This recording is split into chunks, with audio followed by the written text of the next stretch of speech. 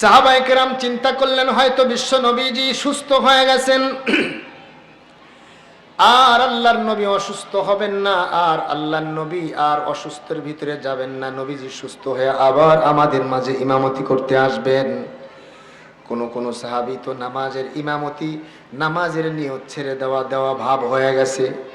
নবীজিকে স্বাগত জানানোর জন্য আল্লাহর রাসূল ইশারা করলেন, কাউকে কাউকে পিঠের ভিতরে আল্লাহর রাসূল হাত দিয়ে ধাক্কা দিয়ে বুঝাইলেন, তোমরা নামাজের অবস্থা ঠিক রাখো।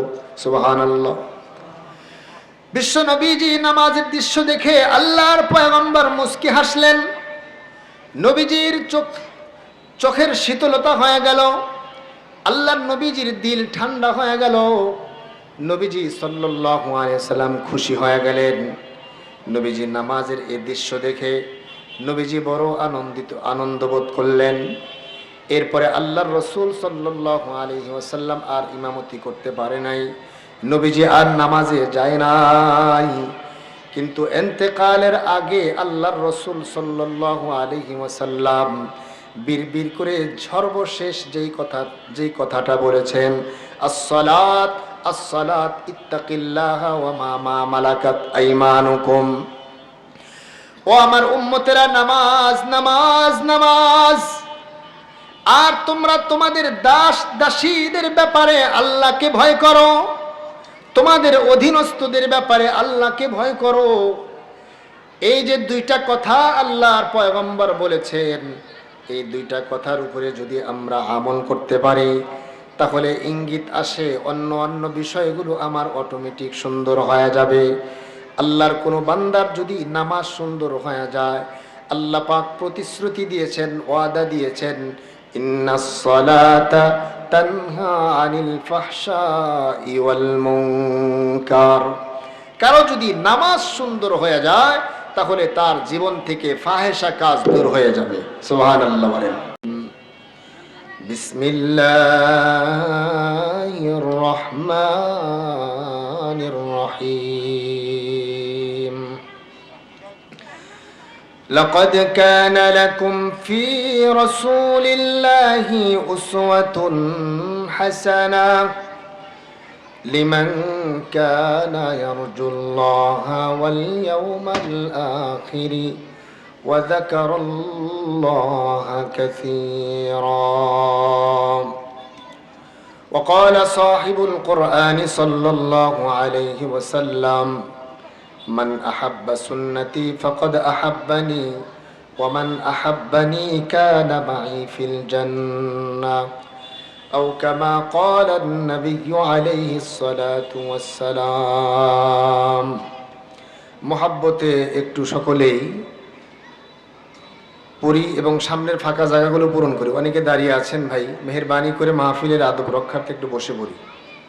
বয়ান শুনলে একটু বসে শুনলে একাগ্রতা সৃষ্টি হবে, এবং বক্তা শ্রোতার ভিতরে যদি চেহারা না দেখা হয়, আর যদি শ্রোতা যদি অন্য মনস্ক থাকে, বক্তা যত ভালো কথাই বলুক তাহলে তাসিরও হবে না, এবং বয়ান যিনি করবেন তারও সুবিধা হবে না, তারও কষ্ট হবে।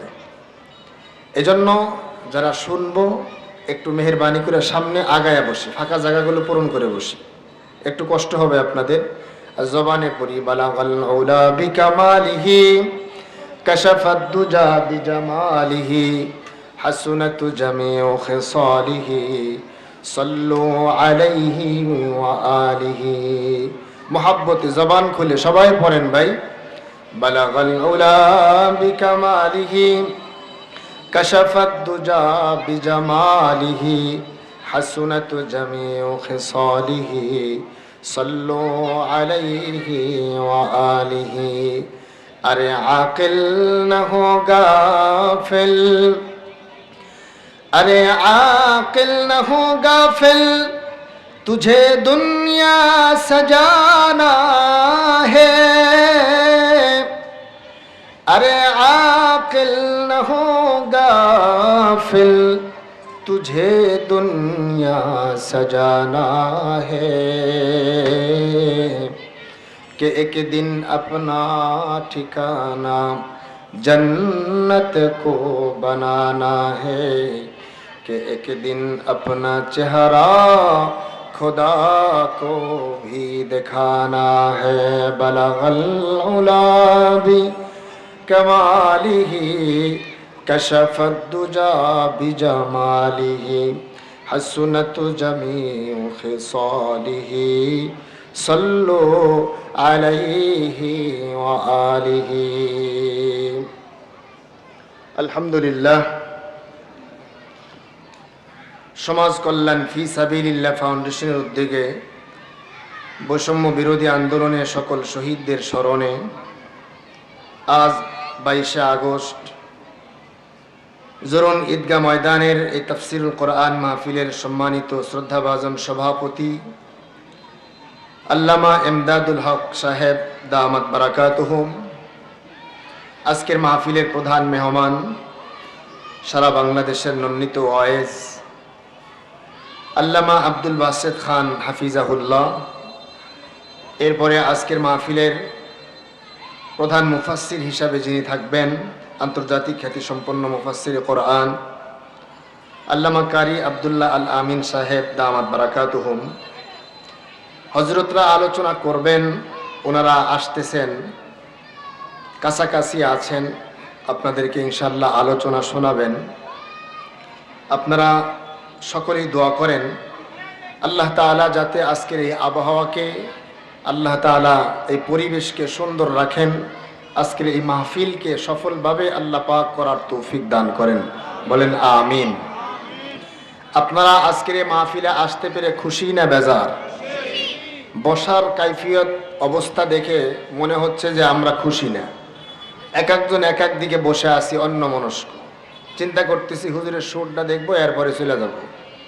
মানে এখন একটা ভাইরাস হয়ে গেছে, সুর ভালো হলে কথা শুনবে আর নাইলে শুনবে না। আচ্ছা, কথা বলবো কার কথা বলেন? আল্লাহর কথা, আল্লাহর রসুলের কথা। আল্লাহর রসুলের কথা যেভাবেই বলা হোক, যেই ব্যক্তি বলুক, আল্লাহর রসুলের মোহাব্বতে কথাগুলো শোনা দরকার কিনা বলেন? তাহলে তো কথাগুলো আমার ফায়দা হবে। কিন্তু যদি শুধুমাত্র ভঙ্গিমা দেখি, সুর দেখি, আর আশায় থাকি কখন হাসাবে, কখন একটু টান দিবে, এ ধরনের চিন্তা ভাবনা আমাদের বেশিরভাগ মাহফিলের শ্রোতাদের ভিতরে ঢুকে পড়ছে। জুমার যারা মুসল্লি হয় তারা তো নামাজ পড়ার জন্য আসে, বাধ্য হয়েই আলোচনা শুনতে হয়, সুর দিলেও শুনতে হয়, না দিলেও শুনতে হয়। কিন্তু মাহফিলগুলাতে ইদানিং এরকম হয়ে গেছে, বেশিরভাগ জায়গায় শ্রোতারা এই মন মানসিকতা নিয়ে আসে। এটা একটা গোমরাহি এবং এটা একটা বিপদ বলা চলে। কথা বলেন ঠিক না বেটি? আল্লাহ তাআলা এই ধ্যান ধারণার থেকে আমাদেরকে হেফাজত করেন, বলেন আমিন। সুর আল্লাহ আমাকে যা দিছে এটা দিয়ে সুন্দর করে গোছায়া কথাগুলো বলার চেষ্টা করব আপনাদের কাছে আল্লাহর জন্য। আল্লাহ তাআলা আমাকে যে আয়াতে কারিমা আমি তেলাওয়াত করেছি, বিশ্ব নবীজির অসংখ্য অগণিত হাদিস শরীফ থেকে এক টুকরা হাদিস শরীফ পাঠ করেছি। আল্লাহ পাক রব্বুল আলামিন তেলাওয়াতকৃত আয়াত এবং হাদিসকে সামনে রেখে আজকের দিনের জরুরি কিছু আলোচনা ইখলাসের সাথে আমলের নিয়তে আমাকে বলার তৌফিক দান করেন, বলেন আল্লাহুম্মা আমিন। একটু সামনে আসলে ভাই খুশি হতাম। যারা পিছনে আছেন একটু কষ্ট হবে, কিন্তু বয়ান করতে একটু সুবিধা হবে। একটু সামনে আসেন। কষ্ট হচ্ছে আপনাদের? এই মাসটার নাম হচ্ছে সফর মাস। কি মাস? সফর মাসের শেষ প্রান্ত। সারাদিন 27 তারিখ ছিল, মাগরিবের পর থেকে 28 তারিখ শুরু হয়েছে, সফরের 28 তারিখ। আমাদের এই ধারাদমে আল্লাহ পাক রব্বুল আলামিন আপনার আমার নবী করে যাকে পাঠিয়েছিলেন তার নাম কি? জোরে বলেন। মুহাম্মাদুর রাসূলুল্লাহ সাল্লাল্লাহু আলাইহি ওয়াসাল্লাম, আখিরি নবী, সরকারে দো আলম, সাইয়্যিদুল কাউনাইন, খাতামুন নবীন, রাহমাতুল লিল আলামিন, নবীউল আরব আল আজম, জনাবে মুহাম্মাদুর রাসূলুল্লাহ, সকলে বলি সাল্লাল্লাহু আলাইহি ওয়াসাল্লাম। পেয়ারা নবীজির সর্বশেষ ইন্তেকালের আগের দিনগুলো এখন চলতেছে। এটাকে আমরা বলি আখিরি চাহার সম্বা। অর্থাৎ সফর মাসের শেষ বুধবারকে অনেকেই উদযাপন করে থাকে। অনেকেই বলে এই দিনে আল্লাহ রসুল সাল্লাল্লাহু আলাইহি ওয়াসাল্লাম রোগ থেকে মুক্তি লাভ করেছিলেন। কিন্তু আসলে সহি কথা হলো এই দিন থেকে আল্লাহ রসুল সাল্লাল্লাহু আলাইহি ওয়াসাল্লামের মরজে মউতের রোগ শুরু হয়েছে। অর্থাৎ এরপরে সর্বশেষ আল্লাহ রসুল সাল্লাল্লাহু আলাইহি ওয়াসাল্লাম 12ই রবিউল আউয়াল পর্যন্ত দুনিয়াতে জীবিত ছিলেন। এরপরে আল্লাহ রসুল ইন্তেকাল করেছেন। সম্মানিত হাজিরিন, এজন্য এই দিনগুলা কি আনন্দের দিন না ব্যথার দিন? আলিফ নামে একটা ছেলে হারিয়ে গেছে। আলিফ নাম যদি কোথাও পেয়ে থাকেন তাহলে স্টেজের এখানে নিয়ে আসবেন। তাহলে আপনার আমার নবী মুহাম্মদুর রাসূলুল্লাহ সাল্লাল্লাহু আলাইহি ওয়াসাল্লামের জীবনের শেষ যেই মুহূর্তগুলা, যেই সময়গুলো, তার ভিতরে এই সফর মাসের শেষ থেকে শুরু হয়েছে রবিউল আউয়ালের 12 তারিখ পর্যন্ত ইতিহাস যেটা বলে। এরপরে আল্লাহ রসুল সাল্লাল্লাহু আলাইহি ওয়াসাল্লাম দুনিয়ার থেকে বিদায় হয়ে চলে গেছেন। সম্মানিত হাজিরিন, নবীজির সিরাত নিয়ে আলোচনা করতে গেলে লম্বা সময়ের প্রয়োজন হবে এবং নবীজির জীবনী থেকে আলোচনা করা আমাদের প্রয়োজনও বটে। আমরা কার আদর্শ গ্রহণ করব? নবীজি সাল্লাল্লাহু আলাইহি ওয়াসাল্লামের আদর্শ ছাড়া, নবীজির আদর্শ বাস্তবায়ন করা ছাড়া সমাজ কখনোই সুন্দর হওয়ার আশা করা যায় না। নবীজির আদর্শ বাস্তবায়ন করা ছাড়া কখনোই পরিবার আদর্শ পরিবার রূপে রূপান্তরিত হতে পারে না। নবীজির আদর্শ বাস্তবায়ন করা ছাড়া কখনোই একটা রাষ্ট্র আদর্শ রাষ্ট্র হিসাবে পরিগণিত হতে পারে না। এজন্য নবীজি সাল্লাল্লাহু আলাইহি ওয়াসাল্লামের সিরাতের আলোচনা আমাদের বেশি বেশি করে করা দরকার। আমাদের ফ্যামিলিতে, আমাদের পরিবারে, আমাদের মসজিদে, আমাদের মাদ্রাসায়, সব জায়গায় আমাদের বাচ্চাদেরকে আল্লাহ রসুল সাল্লাল্লাহু আলাইহি ওয়াসাল্লামের জীবনের আদর্শগুলো আমাদের বাচ্চাদের ভিতরে, আমাদের ভিতরে ঢোকানো, এটা বর্তমান সময়ের দাবি। কথা বলেন ঠিক না বেঠিক? কোন যুবকের ভিতরে যদি আল্লাহ রসুলের সামান্যতম আদর্শ ঢুকে যায়, সেই যুবক কখনোই চাঁদাবাজি করতে পারে না। কোন যুবকের ভিতরে যদি আল্লাহ রসুলের সামান্য আদর্শ ঢুকে যায়, সেই যুবক কখনোই জিনা ব্যভিচারে লিপ্ত হতে পারে না। সেই যুবক কখনোই সমাজের ক্রাইম হতে পারে না। এজন্য যত রাজনৈতিক দল আছে বাংলাদেশে, যত সংগঠন আছে, যতগুলো প্ল্যাটফর্ম আছে সমাজ সুন্দর করার জন্য, আমি তাদেরকে বলবো, যতক্ষণ পর্যন্ত আল্লাহ রসুলের আদর্শকে বাস্তবায়ন না করা হবে, যে কোনো রকম পদ্ধতি অবলম্বন আমরা করি না কেন, যত আইন করি না কেন, যত ব্যবস্থাপনায় গ্রহণ করি না কেন, নবীজির আদর্শ ছাড়া কখনোই সমাজ সুন্দর হতে পারে না। মুসলমান ভাইরা আমার, সময় আমার কম, অল্প সময়ে কথাগুলো খুব ভালো করে বুঝবেন। আল্লাহর রাসূল সাল্লাল্লাহু আলাইহি ওয়াসাল্লাম শুধুমাত্র আমাদের সমাজের এক শ্রেণীর মানুষদের জন্য আদর্শ নয়, বিশ্ব পয়গম্বর সাল্লাল্লাহু আলাইহি ওয়াসাল্লাম সমাজের ছোট থেকে বৃদ্ধ পর্যন্ত সকল শ্রেণীর মানুষদের জন্য আল্লাহর রাসূল মহা আদর্শ পুরুষ। সুবহানাল্লাহ বলেন। বিশ্ব নবীজি এতিমদের জন্য আদর্শ। তাম পৃথিবীর যত এতিম আছে, এতিমদের জন্য একটা মহা সান্ত্বনা। আল্লাহর পয়গম্বরের জন্মের আগেই বিশ্ব পয়গম্বরের বাবা দুনিয়ার থেকে বিদায় হয়ে গেছেন।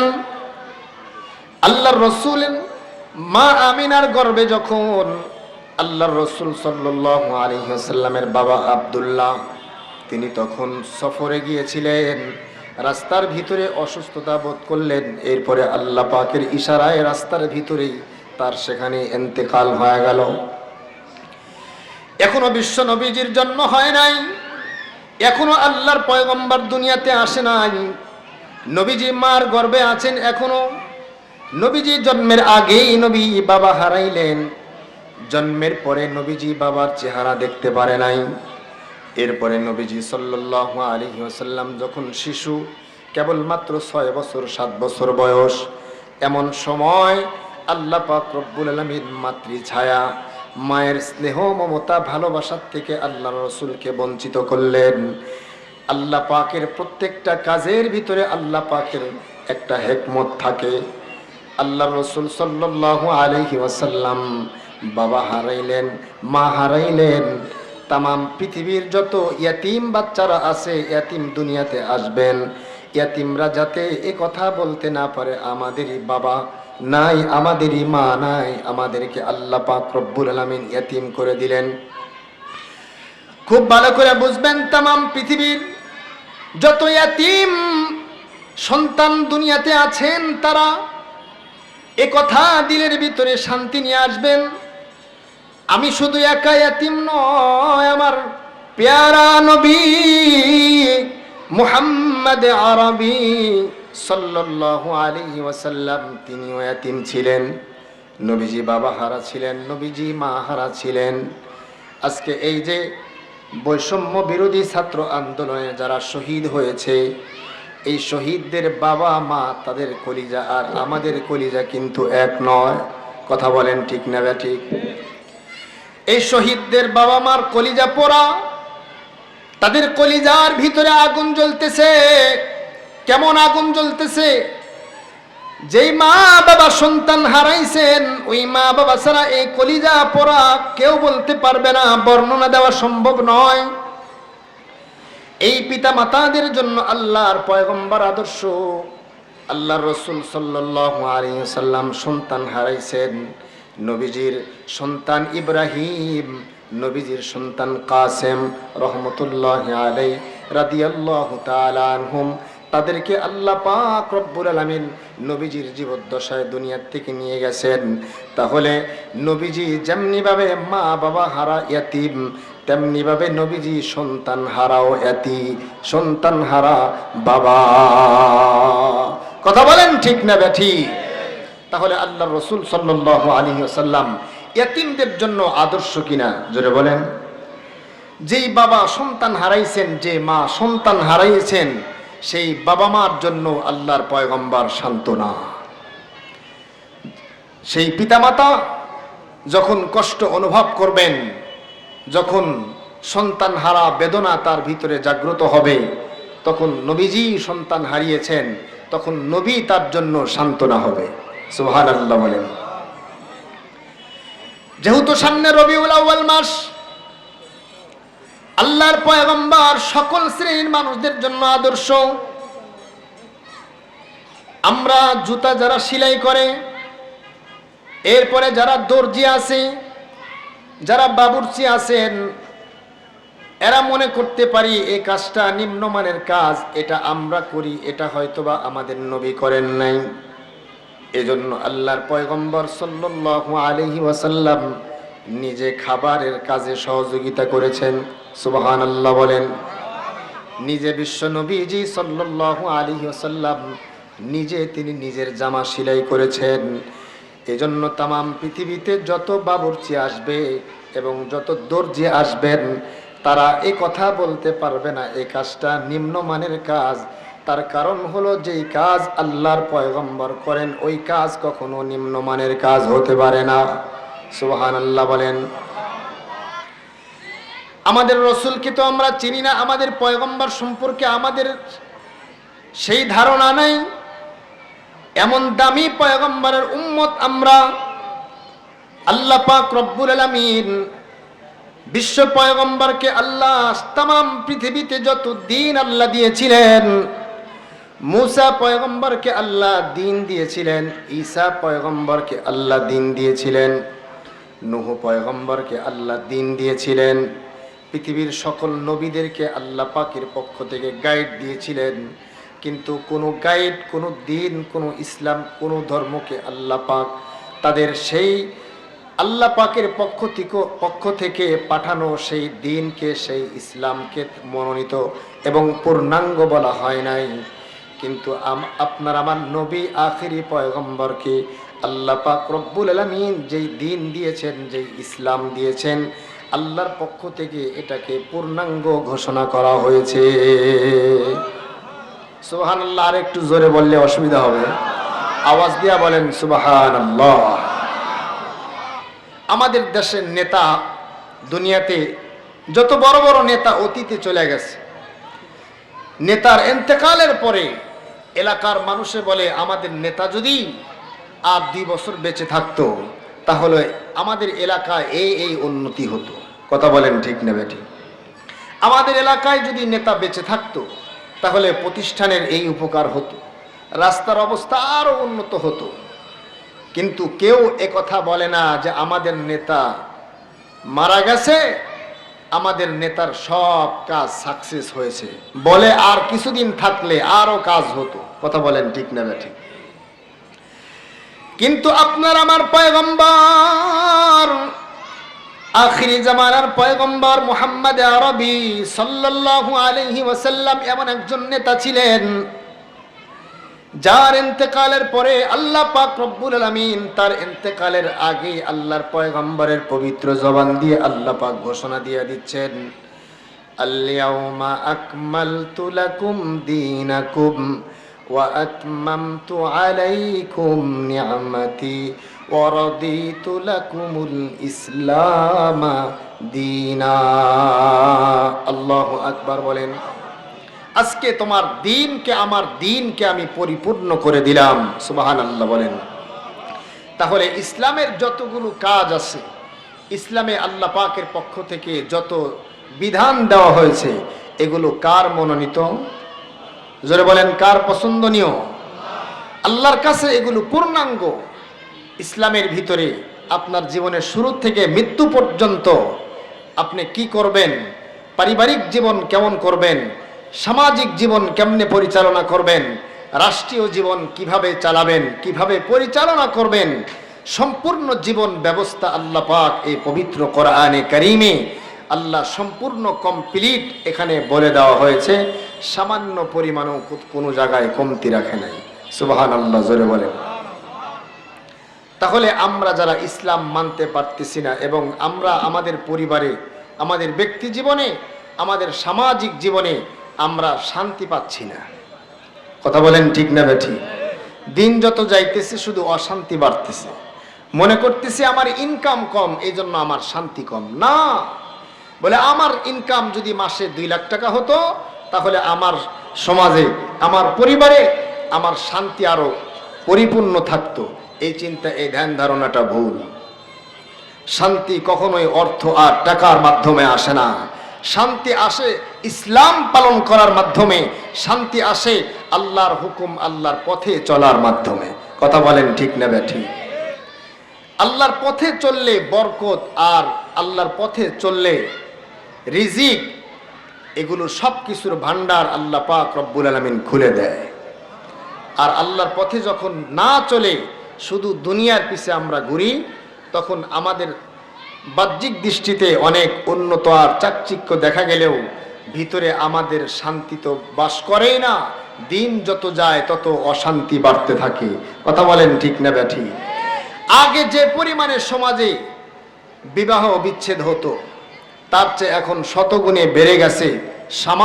সমাজের দিন যাইতেছে আর তালাক হচ্ছে, দিন যাইতেছে আর ডিভোর্স হচ্ছে, দিন যাইতেছে আর পারিবারিক বন্ধনগুলো নষ্ট হচ্ছে।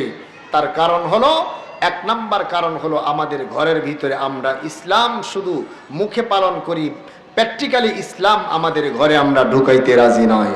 কথা বলেন ঠিক না বেঠিক? মুসলমান ভাইরা আমার খুব ভালো করে বুঝবেন।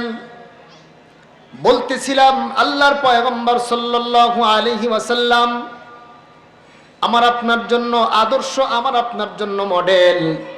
বিশ্ব পয়গম্বর সাল্লাল্লাহু আলাইহি ওয়াসাল্লাম পুরা জিন্দেগিটাই আল্লাহ বরকতে ভরপুর করে দিয়েছিলেন। আপনারা খন্দকের যুদ্ধ নাম শুনেছেন। বিশ্ব নবীজি সাল্লাল্লাহু আলাইহি ওয়াসাল্লাম খন্দকের ময়দানে গিয়া যখন খন্দক খনন করতে শুরু করলেন, সাহাবায়ে কেরামদেরকে নিয়ে খন্দক খনন করতে আরম্ভ করলেন। খনন করতে করতে বিশাল বড় একটা পাথর সামনে পড়ল। এই পাথরটা আর কোনো সাহাবী সরাইতে পারে না। আল্লাহর পয়গম্বর সাল্লাল্লাহু আলাইহি ওয়াসাল্লাম নিজের হাতে পাথরের উপরে যখন আঘাত করলেন, বিশাল আকৃতির পাথরটা খণ্ড বিখণ্ডিত হয়ে গেল। সুবহানাল্লাহ। খণ্ড খণ্ড হয়ে গেল। ওদিক দিয়া সাহাবায়ে কেরাম তাকায়া দেখলেন বিশ্ব পয়গম্বর সাল্লাল্লাহু আলাইহি ওয়াসাল্লামের পেটের ভিতরে পাথর বাঁধা। এদিক দিয়ে অন্যান্য সাহাবায়ে কেরামের পেটেও পাথর বাঁধা। বিষয়টা এক সাহাবী লক্ষ্য করলেন। সাহাবী লক্ষ্য করে আল্লাহর পয়গম্বরের কানে কানে গিয়া ডাক দেয়, বলে, ওগো পয়গম্বর, খন্দক খনন করতে এসে অনেক কষ্ট হচ্ছে। নবীজি, আপনি ক্ষুধার যন্ত্রণায় পেটের ভিতরে পাথর বেঁধেছেন, আপনার অনেক সাহাবীও পাথর বেঁধেছেন। ওগো নবীজি, অল্প কিছু সাহাবীকে নিয়ে আপনি আমার বাসায় দাওয়াত গ্রহণ করেন। আল্লাহর পয়গম্বর দাওয়াত গ্রহণ করে তাকে বাসায় পাঠিয়ে দিলেন। ওই সাহাবী বাসায় এসে ছোট্ট একটা বকরি ছিল জবাই করে, অল্প কিছু আটা ছিল, ওই আটাগুলো আপনার কি করলেন, খামিরা তৈরি করলেন। আটাগুলোর খামিরা তৈরি করে বকরি জবাই করে সাহাবী আল্লাহর রসুলের কাছে চলে গেছে, হুজুর একটু গোপনে অল্প সাহাবী, অল্প কিছু মানুষ নিয়ে আপনি যাবেন, বেশি নিয়ে গেলে কিন্তু আমি মেহমানদারি করতে পারবো না। আল্লাহর পয়গম্বর বলে, যাও যাও, আমি আমার এখানে যত সাহাবী আছে সবাই ক্ষুধার্ত, আমি সবাইকে নিয়ে খানা খাবো। সুবহানাল্লাহ বলেন। ময়দানের ভিতরে একজন দুইজন নয়, 1000 সাহাবী ছিলেন। আল্লাহু আকবার। 1000 সাহাবীকে নিয়ে আল্লাহর পয়গম্বর ওই সাহাবীর বাড়িতে দাওয়াত গ্রহণ করার জন্য গেলেন। সাহাবী তো আশ্চর্য হয়ে গেছে, ইয়া রাসূলুল্লাহ, ওগো নবীজি, এতগুলো সাহাবীর মেহমানদারি আমি কেমনে করব, করতে পারবো না গো নবীজি, আমার দ্বারা সম্ভব না গো নবীজি। আল্লাহর পয়গম্বর বলে, টেনশন নাই, তার কারণ হলো নবী হলো রহমতের নবী, বরকতের নবী। ওয়ামা আরসালনাকা ইল্লা রাহমাতাল লিল আলামিন।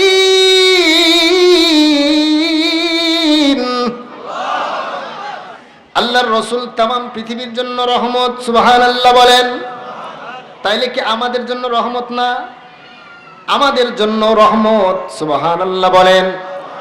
আল্লাহর পয়গম্বর মদিনাতুল মুনাওয়ারা শুয়ে আছেন, এজন্য আমাদের উপরে আল্লাহর পক্ষ থেকে বালা মুসিবত আসে না। আগের জামানার নবীর উম্মতেরা রাত্রে বেলায় গুনাহ করলে সকালবেলা ঘরের দরওয়াজায় লেখা হতো, রাত্রে বেলায় এই উম্মত এই গুনাহ করেছে। বলুন তো দেখি, এখন যদি আমাদের ঘরের দরওয়াজায় লেখা থাকতো, তাহলে আমাদের কি ইমামতি আর আমাদের চেয়ারম্যানগিরি আর আমাদের সমাজের সম্মান, মান, ইজ্জত আমাদের কি ঠিক থাকতো? জোরে বলেন, ঠিক থাকতো? না, থাকতো না। এই যে আমাদের ইজ্জতের উপরে পর্দা ঢেলে দিয়েছেন, এটা আল্লাহর পয়গম্বরের বরকতে। সুবহানাল্লাহ, জোরে বলেন। আল্লাহর পয়গম্বরের বরকতে আল্লাহ পাক রব্বুল আলামিন পৃথিবীতে কিয়ামত পর্যন্ত আখিরি নবীর উম্মতদেরকে আল্লাহ একেবারে ধ্বংস করবে না। সুবহানাল্লাহ। तमाम পৃথিবীর উম্মতদেরকে সমূলে আল্লাহ ধ্বংস করবে না। এটা আল্লাহর রাসূলের দুআর বরকত। কয়টা বলবো? আগের নবীর উম্মতেরা যে কোনো নির্দিষ্ট একটা জায়গায় নামাজ পড়তেন, কিন্তু আল্লাহ পাক রব্বুল আলামিন আমাদের নবীর বরকতে तमाम পৃথিবীকে আল্লাহ মসজিদ বানায়া দিয়েছেন। শুধু ওয়াজুদাস রহমাতাল লিল আলামিন, মসজিদে ও শুদ হামারু ये জমিন।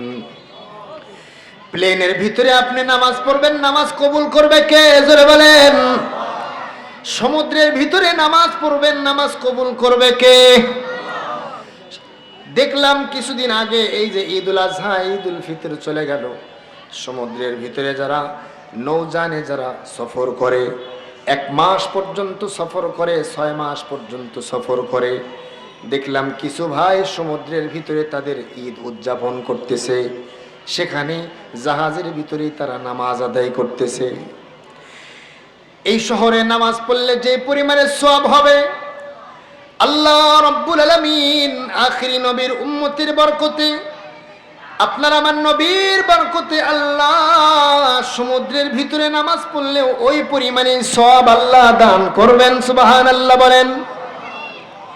তিনি ছিলেন বরকতের নবী, রহমতের নবী। নবীজির বরকত একেবারে শেষ হয়ে যায় নাই। আল্লাহর রাসূলকে, আল্লাহ পাকের নবীকে আল্লাহ পাক রব্বুল আলামিন হাজার হাজার রহমত, মুজিজা আর বরকত দিয়ে আল্লাহ পাক দুনিয়াতে পাঠিয়েছিলেন। আল্লাহর রাসূলের ইন্তেকাল হয়েছে, কিন্তু সকল বরকতগুলাই খতম হয়ে যায় নাই। আল্লাহর রাসূলের একটা বড় বরকত, আল্লাহর রাসূলের একটা বড় মুজিজা, মহাগ্রন্থ আল কোরআন আল্লাহ কিয়ামত পর্যন্ত দুনিয়াতে আল্লাহ টিকে রাখবেন। সুবহানাল্লাহ বলেন। আমার আপনার পয়গম্বরের যতগুলো বরকত আল্লাহ দিয়েছিলেন, সকল বরকত উঠায়া নেয় নাই। সবচেয়ে বড় একটা বরকত, সবচেয়ে বড় একটা মুজিজা আল্লাহর 30 পারা কোরআন। এই কোরআনকে আল্লাহ কিয়ামত পর্যন্ত রেখে দিয়েছেন এবং রাখবেন। বলতেছিলাম সাহাবী আশ্চর্য হয়ে গেলেন, ইয়া রাসূলুল্লাহ, নবীজি এতগুলা সাহাবী কিভাবে এই অল্প গোশত, অল্প আটা খামিরা থেকে আমি রুটি তৈরি করে পরিবেশন করব? রহমতের নবী, বরকতের নবী, জবান থেকে, মুখ থেকে একটু লালা মোবারক বের করে ওই আটার খামিরা আর গোশতের ভিতরে লাগায়া দিল। সুবহানাল্লাহ বলেন। আল্লাহর পয়গম্বরের অবশিষ্ট সকল কিছুই ছিল বরকত। নবীজি ওযু করলেন, ওযুর পরের পানি সাহাবায়ে কেরাম নিয়ে কারাকারি করতেন, তার কারণ হলো ওই পানিটা ছিল বরকত। বিশ্ব নবীজির লালার ভিতরে ছিল বরকত। আল্লাহর রাসূল সাল্লাল্লাহু আলাইহি ওয়াসাল্লাম লালা মোবারক লাগিয়ে দেওয়ার পরে বিশ্ব নবীজি বললেন, তোমার পাতিলের ঢাকনাটা একেবারে, পাতিলের ভিতরে গোশত জাল করতে থাকো আর আটার খামিরার থেকে আটা নিয়ে রুটি বানাইতে থাকো। আল্লাহু আকবার। কিতাবের ভিতরে লিখেছে 1000 সাহাবী রুটি গোশত খেয়েছে, কিন্তু এখনো পর্যন্ত কেমন যেন মনে হয় গোশত আগের মতোই ডেগের ভিতরে টকবক করতেছে। আল্লাহু আকবার, জোরে বলেন আল্লাহু আকবার। এখনো পর্যন্ত যদি আমরা সেই রাসূলকে আমাদের জিন্দেগির আদর্শ আর মডেল করে আমরা জীবন গুজরান করতে পারি, ওই পেয়ারা নবীর সুন্নতের বরকতে আমাদের জীবনের অশান্তি থাকবে না, আমাদের জীবনটা সুখময় হয়ে যাবে, আমাদের জীবনটা বরকতে ভরপুর হয়ে যাবে। আল্লাহর কোনো বান্দা বান্দি যদি ওই রাসূলের উপরে একবার দরুদ শরীফ পাঠ করে, আল্লাহ পাক রব্বুল আলামিন তার উপরে 10টা রহমত নাজিল করেন। সুবহানাল্লাহ। 10টি গুনাহ আল্লাহ তার জীবনের আমলনামা থেকে মাফ করে দেয়। সুবহানাল্লাহ। এবং আল্লাহ পাক রব্বুল আলামিন তার মর্যাদা যে পরিমাণে আছে তার চাইতে আরো 10 গুণ মর্যাদা বাড়ায়া দেয়। সুবহানাল্লাহ, জোরে বলেন। তাহলে এই রাসূলের আদর্শ যদি আমরা বাস্তবায়ন না করি, আমাদের জীবনে, আমাদের পরিবারে যদি আমরা না ঢুকাই, তাহলে আমরা বয়ান শুনলাম, শুনে গেলাম, কানসো হবে, কিন্তু এটার ফল আমরা ভোগ করতে পারবো না। কথা বলেন ঠিক না বেঠিক? ওই বাচ্চাকে ওষুধ খাওয়াইতে পারে না, ডাক্তারে পরামর্শ দিয়েছে যে আপনি মিষ্টির ভিতরে ট্যাবলেট দিয়া এরপরে বাচ্চাকে খাওয়াবেন, তারপরেও তো পেটে গেলে কাজ হবে। ইসলাম আমরা মানতে চাই না। আমাদেরকে সুন্দর ওয়াজের মাধ্যমে মসজিদে ভালো ভালো আলোচকরা আমাদেরকে ইসলামের কথাগুলো শোনায়, এরপরেও আমরা মানতে চাই না ওই বাচ্চার মতো। বাচ্চাকে জিজ্ঞেস করলো, বাবা তুমি কি মিষ্টি পুরাটা খেয়েছো? বলে, আব্বা মিষ্টি খাইছি, কিন্তু মিষ্টির বিচিটা ফালাইয়া দিছি। কথা বুঝছেন? আব্বা বলে, সর্বনাশ, ওই বিচিটা খাওয়ানোর জন্যই তো পুরা মিষ্টি খাওয়াইছি। তা আমাদের অবস্থা হলো এমন, আমাদেরকে মূল বিষয়টা আমরা বুঝি না। এই আজকের এই আয়োজন, আজকের এই ইন্তজাম, আজকের এই মেহনত, এই সব কিছুই সার্থক হবে যদি আমরা আল্লাহ রসুলের একটা সুন্নত পালন করি। কথা বলেন ঠিক না বেঠিক? রসুলের উপরে আমরা দরুদ পাঠ করি, রসুলের জন্য একটু কোরবান হওয়ার জন্য মানসিকভাবে প্রস্তুতি হই, তাহলে আমাদের এই মাহফিলটা সার্থক হবে। আর যদি কাংশো করে চলে যাই, রসুলের কোনো আদর্শ আমরা আমাদের জীবনে না ঢুকাইতে চাই, তাহলে এই আয়োজন আল্লাহ রসুলের জীবনের শেষ মুহূর্তে নবীজির মর্জে মৌতে অসুস্থ অবস্থায় নবীজি সাল্লাল্লাহু আলাইহি ওয়াসাল্লাম বারবার অসুস্থ হন, মাথা ঘুরে পড়ে যান। এরপরে নবীজিকে পানি ডালা হয়, নবীজির মাথায় পানি দেওয়া হয়, নবীজি সুস্থ হন। কিন্তু নবীজি সাল্লাল্লাহু আলাইহি ওয়াসাল্লামের শেষ সময় নবীজি নামাজের ইমামতি করতে পারতেন না। কিতাবের ভিতরে আসছে হযরতে আবু বকর সিদ্দিক রাদিয়াল্লাহু তাআলা আনহুকে ইমামতির জন্য পাঠিয়ে দিয়েছেন। হযরতে আবু বকর রাদিয়াল্লাহু তাআলা আনহু ইমামতি করতেছেন।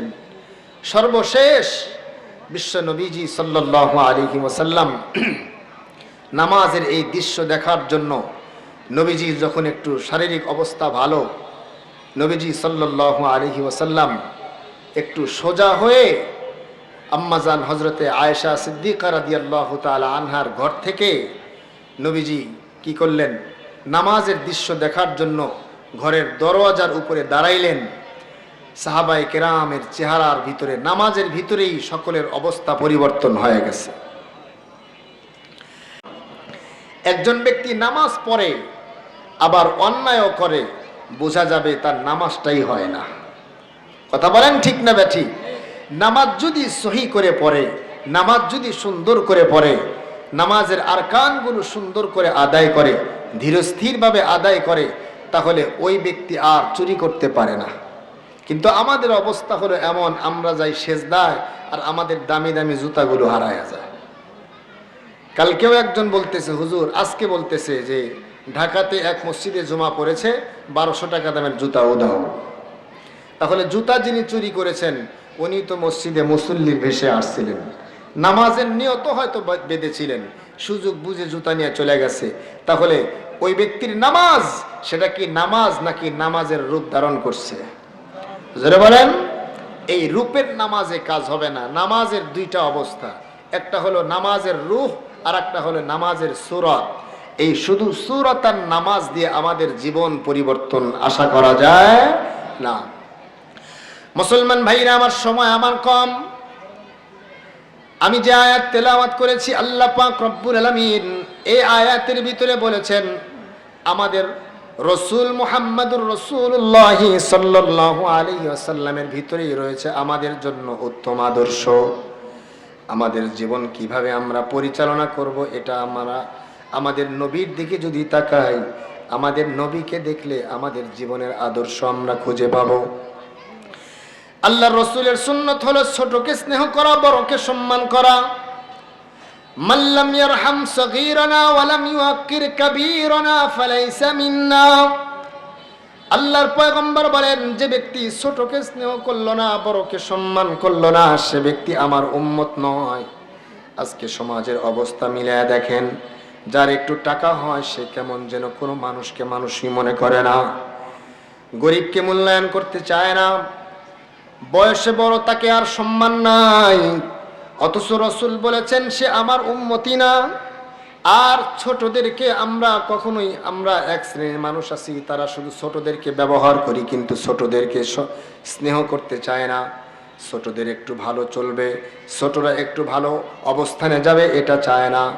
আল্লাহর রাসূলের জীবনের প্রত্যেকটা আদর্শ, প্রত্যেকটা সেক্টর যদি আমরা লক্ষ্য করি, নবীজির জিন্দেগীর সর্ব অবস্থায় উম্মতের জন্য, আল্লাহর পয়গম্বরের জীবনের সর্ব অবস্থায় আমাদের জন্য আদর্শ। ইহুদিরা এই জন্য প্রশ্ন করত যে মুসলমানদের নবী মুহাম্মদুর রাসূলুল্লাহ সাল্লাল্লাহু আলাইহি ওয়াসাল্লামের জীবনের ছোট ছোট বিষয়গুলো উল্লেখ করা হয়। মুসলমানদের নবী কিভাবে বাথরুমে যায়, মুসলমানদের নবী কিভাবে গোসল করে, মুসলমানদের নবী কিভাবে ওযু করে, এটাও তারা বর্ণনা করেছে। পার্সোনালি বলতে কিছু নেই, নাউজুবিল্লাহ। আমরা বলি আমাদের রসুলের পার্সোনালির ভিতরেও যে আদর্শ আছে, পার্সোনালির ভিতরে কোনো দুর্নীতি নাই, পার্সোনালির ভিতরে আমাদের নেতার কোনো ঘাবলা নাই। এজন্য আমাদের নেতার ব্যক্তিগত জীবন, বাহিরের জীবন, পারিবারিক জীবন, ভিতরের জীবন, সকল জীবনের জন্যই, সকল জীবনের ভিতরেই আমাদের জন্য আছে উত্তম আদর্শ। কথা বলেন ঠিক না ব্যাঠি? কারণ আমাদের নেতা এমন নেতা, যে নেতার জীবনের সর্ব অবস্থায়, আমাদের নেতার জীবনে এমন কোনো কাজই ঘটে নাই যেই কাজের দ্বারা সমাজের ক্ষতি হবে, মানুষের জীবনের ক্ষতি বয়ে আনবে। সুবহানাল্লাহ, জোরে বলেন সুবহানাল্লাহ। মক্কার কাফেররা যখন আল্লাহর রাসূলকে জ্বালা যন্ত্রণা আর নির্যাতন করার পরে আল্লাহ পাক রব্বুল আলামিন বিশ্ব নবীকে হিজরতের নির্দেশ দিলেন। বিশ্ব পয়গম্বর যখন হিজরত করবেন, দেখা গেল আল্লাহর পয়গম্বর হযরতে আলীকে ডাক দিয়া বললেন, আলী, এই যে স্বর্ণ গহনা এগুলো হচ্ছে মক্কার মহিলাদের, মক্কার মানুষদের আমানত। এই আমানতটা আমি বুঝাইয়া দিতে পারলাম না, আমানতটা তুমি বুঝাইয়া এরপরে তুমি মদিনায় আসবা। সুবহানাল্লাহ বলেন। তার কারণ হলো 40 বছর পর্যন্ত বিশ্ব পয়গম্বরের জিন্দেগি ছিল এমন, বিশ্ব নবীজির জিন্দেগিটা এমন ছিল, 40 বছর পর্যন্ত আল্লাহর পয়গম্বরকে সকলে আদর্শ হিসাবে গ্রহণ করেছিলেন। নবীজি ছিলেন আল আমিন, নবীজি ছিলেন একজন সত্যবাদী এবং চরিত্রবান। নবীজি ছিলেন এমন একজন ব্যক্তি, জাহিলি যুগের সবাই একথা বলতে বাধ্য হয়েছিল, মুহাম্মাদের মতো দ্বিতীয় আর কোনো ব্যক্তি নাই যার জীবনে কোনো রকম ভুল আমরা দেখেছি এবং কোনো অন্যায় তার জীবন থেকে সংগঠিত হয় নাই। সুবহানাল্লাহ। 40 বছর পর্যন্ত নবীজির জীবনে, নবীজির থেকে বিন্দু পরিমাণে একটা অসামাজিক কাজ, একটা সমাজের ক্রাইম হিসাবে গণ্য হবে এমন একটা কাজও আমার আপনার রসুল থেকে সংগঠিত হয় নাই। সুবহানাল্লাহ বলেন। বলে হুজুর, মানুষ হিসাবে তা কিভাবে হয়? মানুষ হিসাবে তো ভুল হতেই পারে। আপনাদের এলাকাতে ইরি ধান খেতে আছে না, ধান খেত, এই ধান খেতের অনেক সময় আমরা ধান খেত পার হই, আমরা এই ধান খেতের মাঝখানে দেখি এক ক্ষেত থেকে আর এক ক্ষেতের ভিতরে পানি পাস করার জন্য নালা কাটা হয়। এই নালা কাটার জন্য যেই আশেপাশে পানি লেগে রাস্তাটা পিচ্ছিল হয়ে যায়, যার কারণে আমরা আমাদের সাথে যখন বাচ্চা থাকে, ছোট বাচ্চা থাকে, তাদেরকে ওই রাস্তা একা ছেড়ে দেই। যদি বলেন, একা ছাড়ি না, আমরা ওই বাচ্চাকে তখন কোলে নিই, বাচ্চাকে কোলে নিয়ে আমরা লাফ দিয়ে ওইটা পার হয়ে যাই। বাচ্চার লাফ দেওয়ার প্রয়োজন হয় নাই, অটোমেটিকলি বাচ্চাটা নিরাপদে নিজের চেষ্টা ছাড়াই ওই পিচ্ছিল রাস্তা, বিপজ্জনক রাস্তাটা পার হয়ে যায়। কথা বলেন ঠিক না বেঠিক? ঠিক তদ্রূপ মুসলমান ভাইরা আমার, আমার আপনার জীবনে প্রত্যেকটা মানুষের সাথে একটি করে শয়তান সেট করা আছে, একটি করে শয়তান লাগিয়ে দেওয়া আছে। মানুষ হিসাবে প্রত্যেকেই ভুল করতে পারেন, কিন্তু আল্লাহর যারা পয়গম্বর ছিলেন, আল্লাহর যারা নবী ছিলেন, রসুল ছিলেন, আল্লাহ পাক রব্বুল আলামিন মুসিবতের সময় যখন কোনো অপরাধ সংগঠিত হবে এমন মুহূর্তে আল্লাহ পাক রব্বুল আলামিন নবীদেরকে আল্লাহর কুদরতি হাতে আল্লাহ নিরাপদে পার করে দিয়েছেন। সুবহানাল্লাহ বলেন। তার কারণ হলো, নবীরা যদি কোনো অন্যায় করতেন তাহলে 40 বছর পরে নবী যখন দাওয়াতি কাজে, নবীজি মানুষকে কালেমার দাওয়াত দিবেন, নবী তো মানুষদেরকে বলবেন তোমরা গুনাহ করো না, গান বাজনা শোনো না, তোমরা অন্যায় করো না, তখন তারাই বলবে যে মুহাম্মদ, তুমি তো আমাদের সাথে গান শুনেছো, তুমি আমাদের সাথে অন্যায় করেছো। তাহলে তখন নবীর কথা আর তারা শুনবে না, তার কারণ বলবে তোমার ভিতরেই ঘাবলা আছে। এ কথা যাতে বলতে না পারে, এজন্য আল্লাহ পাক রব্বুল আলামিন যত রসুল এবং নবী প্রেরণ করেছিলেন, সকল নবীকে আল্লাহ সামাজিক যত প্রকার অপরাধ আর অন্যায় হতে পারে এই সকল অন্যায় অপরাধ থেকে আল্লাহর কুদরতি হাতে হেফাজত করেছেন। সুবহানাল্লাহ বলেন। এজন্য আল্লাহ বলেন, ফাকাদ লাবিস্তু ফীকুম উমরাম মিন ক্বাবলিহি আফালা তাকিলুন। তারা কি দেখে না আমার পয়গম্বরের জিন্দেগি তাদের সামনে ছিল? তারা কি বোঝে না, অনুধাবন করে না? এরপরেও যাদের কপালে হেদায়েত নাই, আসলে আল্লাহ পাক রব্বুল আলামিন তাদেরকে হেদায়েত দিবেন না। কথা বলেন ঠিক না ব্যাঠিক? ইসলামের সত্যতা জানার পরেও, কোরআনের সত্যতা জানার পরেও, রসুলের সত্যতা জানার পরেও, কোরআন মোতাবেক চললে মুক্তি, ইহকালে মুক্তি, পরকালে মুক্তি জানার পরেও যারা মানতেছি না, মানতে পারতেছি না, কাছে আসতেছি না, বোঝা গেল আল্লাহ আমার উপরে নারাজ হয়ে আছে। এজন্য আসেন আল্লাহর কাছে হেদায়েতের জন্য দোয়া করতে হবে, রসুলের আদর্শ গ্রহণ করার জন্য আল্লাহর কাছে দোয়া করতে হবে। আল্লাহ, মদিনার ইহুদিরা রসুলকে দেখেছিল, কিন্তু সকল ইহুদি মুসলমান হতে পারে নাই, সকলের কপালেই হেদায়েত হয় নাই। আল্লাহ পাক যাকে হেদায়েত দিয়েছেন, আল্লাহ পাক যাকে পছন্দ করেছেন, সেই হেদায়েত প্রাপ্ত হয়েছে। আর আল্লাহ যাকে পছন্দ করে নাই, তাকে আল্লাহ পাক হেদায়েত দেয় নাই। আল্লাহর কোরআনে আল্লাহ বলেন, ইন্নাকা লা তাহদি মান আহবাবতা ওয়ালাকিন্নাল্লাহা ইয়াহদি মান ইয়াশা।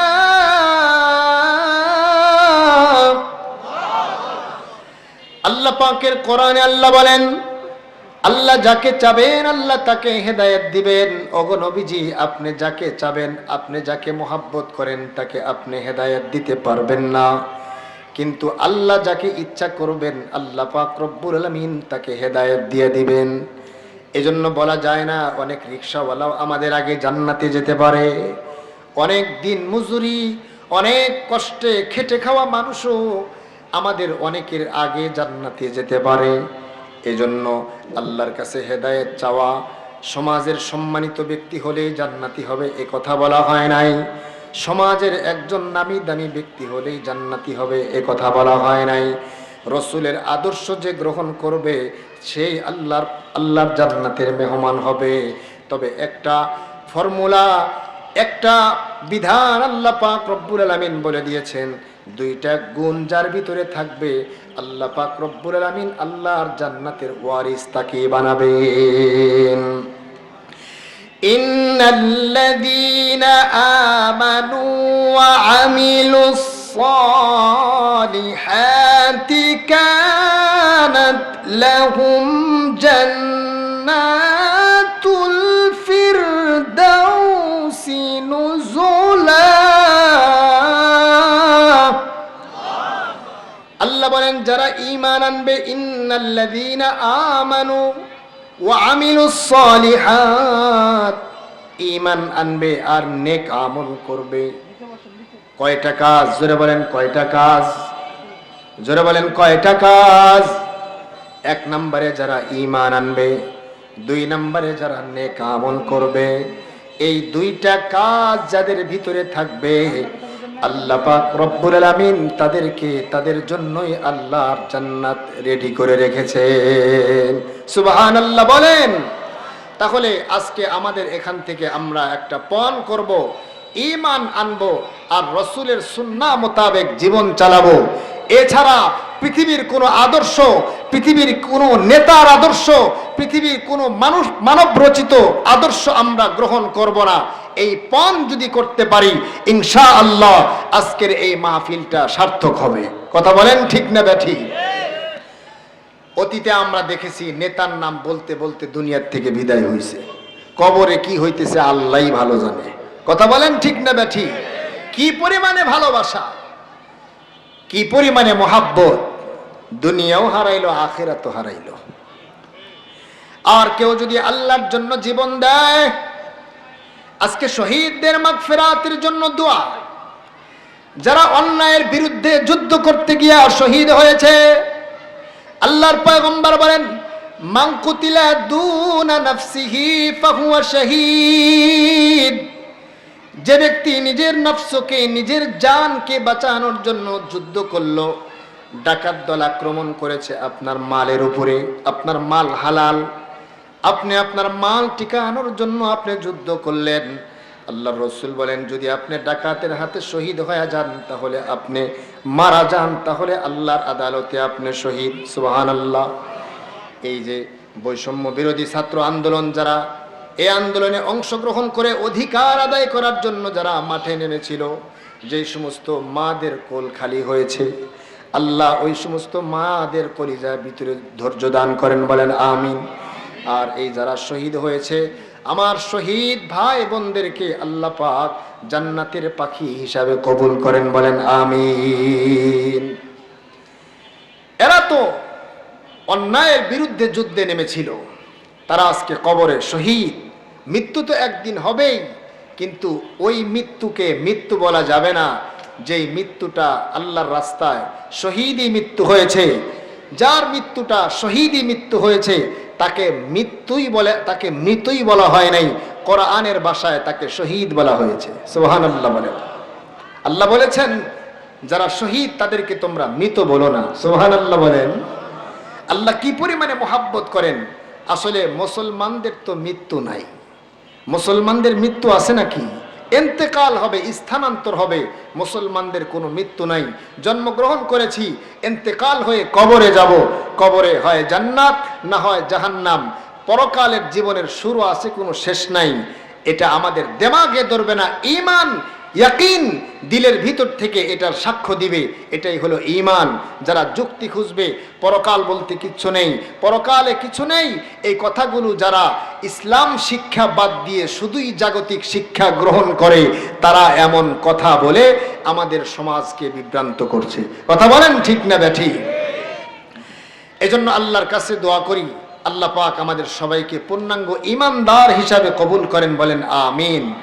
এবং এই সফর মাসের শেষ রবিউল আউয়াল আসতেছে, রসুলের সিরাতের মাস, রসুলের জন্মের মাস, আবার রসুলের ইন্তেকালেরও মাস।